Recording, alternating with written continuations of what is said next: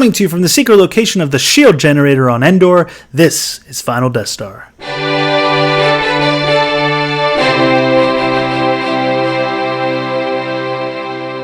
Well, we've been about 5 months out now from the Rise of Skywalker, the Rise of Palpatine, and we're still seeing articles that are coming out trying to explain the plot, the story, all the plot holes, the loops, all the stuff that didn't make sense. They're still coming out trying to explain how, hey, it worked out. It was a good movie. Or we get all this supplemental material, trying to fill in the gaps. And this article I thought I'd bring to light is no exception. This is coming from CBR.com. Oh, we love our CBR here, don't we?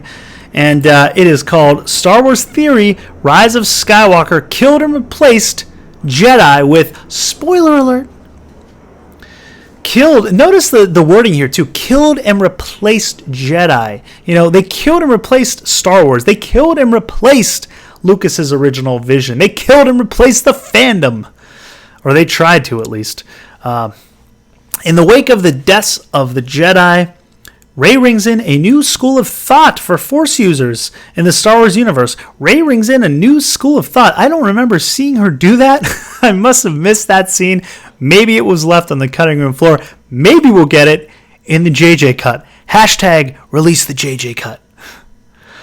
I don't know where they get their illusions. Star Wars, The Rise of Skywalker left some fans confused, angered, or overwhelmed, or maybe all three, maybe all of the above, because they believe the finale of the Skywalker saga didn't sufficiently pay off the conflicts introduced in the previous two entries in the sequel trilogy. Yeah, that's true. It did not sufficiently pay those conflicts off. Regardless, The Rise of Skywalker concluded the journey that George Lucas started more than 4 decades earlier. No, it did not conclude that journey. It altered it and destroyed it, in my opinion. And no matter where one stands, the ending is what makes The Rise of Skywalker work. Think about that. The ending is what makes it work.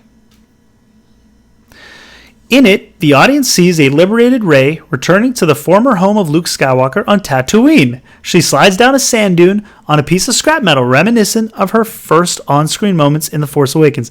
Oh, what a nice little callback moment. How far Rey has come on her journey. Or it's just JJ cut and pasting and, I just use the same scene. Who cares? I know what they were trying to do. They were trying to show her journey and how, it's come full circle. But it didn't play that way because she didn't have any journey other than everything works out for Rey. The audience is no doubt left questioning her purpose in coming back to this spot. Really? Left questioning? I think it was like a forced emotional moment. It was a pretty easy... It was a pretty easy guess why she was back at Luke's homestead. She'd taken everything else. She'd taken his friends. She'd taken his lightsaber. She'd taken his name. Why not take his home too? Just make it complete. He's got nothing else. He's got nothing left for her to take. She's already taken it all. Yeah, I think it was pretty obvious why she went there, but her purpose soon becomes clear in light of two things. One, the Jedi and Sith are no more. And two, the Jedi and Sith are no more, but isn't she all the Jedi? Doesn't she say, I am all the Jedi? So how can she be all the Jedi and yet have killed the Jedi? How can you not be something that you are inhabiting all of? It just doesn't make any sense. Number two, they have been replaced by something else. Internet speculation has been ablaze with theories regarding the death of the Jedi since The Last Jedi premiered in 2017. But in The Rise of Skywalker, the answer is given to fans in the form of the title itself. While some fans didn't come to the conclusion prior to the film, there are those that did see this coming. They used the Force vision and saw into the future. The Jedi or they read all the leaked scripts like most of us did. The Jedi and Sith are dead, and in their place, the Skywalkers have risen. My name is Rey Skywalker, are Rey's final words, which she declares to a woman on Tatooine after burying Luke and Leia's lightsaber in front of Luke's old home.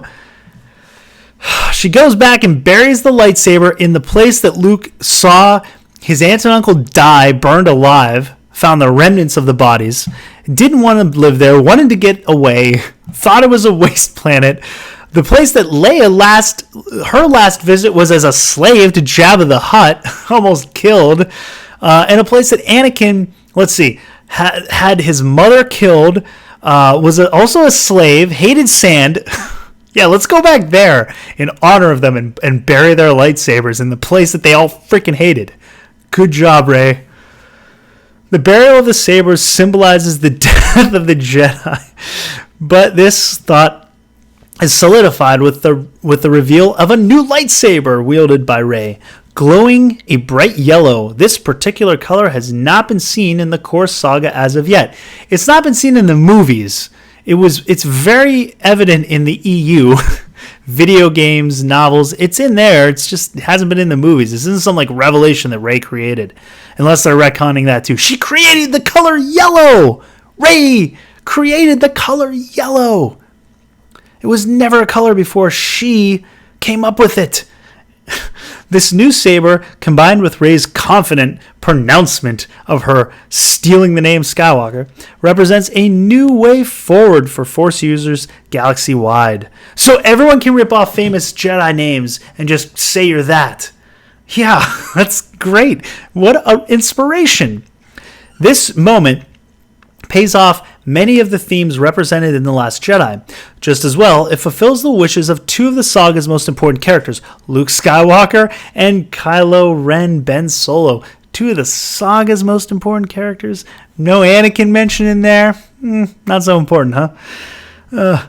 It's time for the Jedi to end, Luke says in The Last Jedi, in one of his first conversations with Rey. He proclaims the Jedi were arrogant in their heyday and that their hubris allowed Palpatine to come to power and destroy them.